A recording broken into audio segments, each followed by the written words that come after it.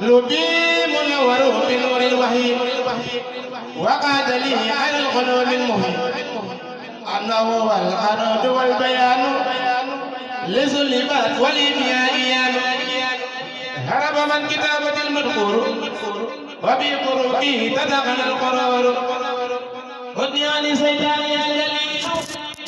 ومسكني وكل ما أقول يا يا عبيد يا ذا الأمن يا فايق الخلق مع بالقهر نفسي وديني ثم أهلي والولد ومسكني لك وديعة أبد وكذا دنيا ما أخايا ففيهما غير في رزايا وكذا دنيا ما أخايا ففيهما غير في رزايا واضرب حساب النار عن جملة من بيتعلق من أبناء الزمن وجملة الإخوان من أقاربي في الدين أو في الدين والأجانب فليكن حسنا ودبا يا سمد تولني ولا تكلني لأحد وارحم جميع المسلمين أبدا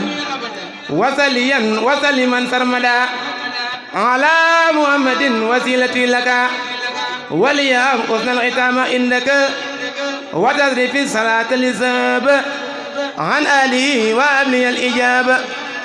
بامبا ko wax bayam ba muy sofiyanke ba dem këram moom it di ko nëmbat Cheikh Bamba dellu ko fa way ngir may yë alkalkalul yow maa di ba foye xaala Seyxul Xadimul Mbakiyu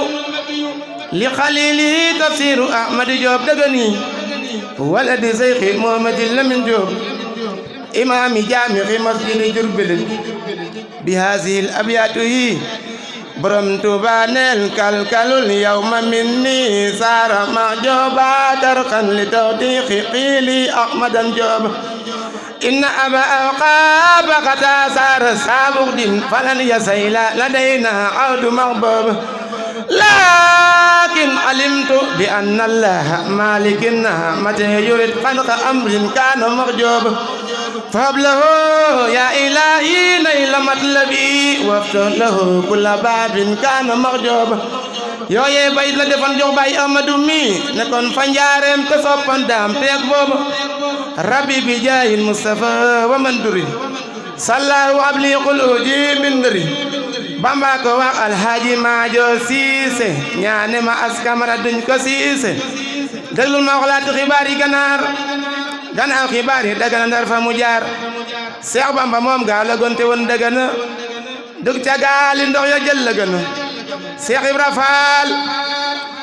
Faal boole na ko ay saadiq fan yamu am Dagana soobul de am na fa ñetti fan te yor keros mu di ca wér de ram waa tefes ga Sëriñ Mamar Gey ma demal la mër na Aliin Gey rakam jamoo daako na boobee la maam Seex Anta jënd kër ga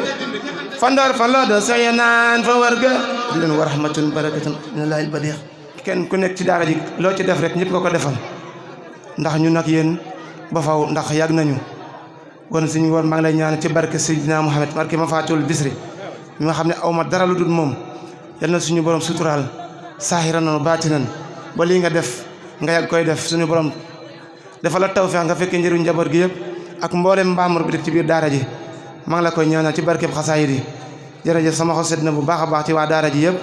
bàyyiwuma kenn di siyaare ñëpp kulluhum saahiran wa baatinan barke borom Tuuba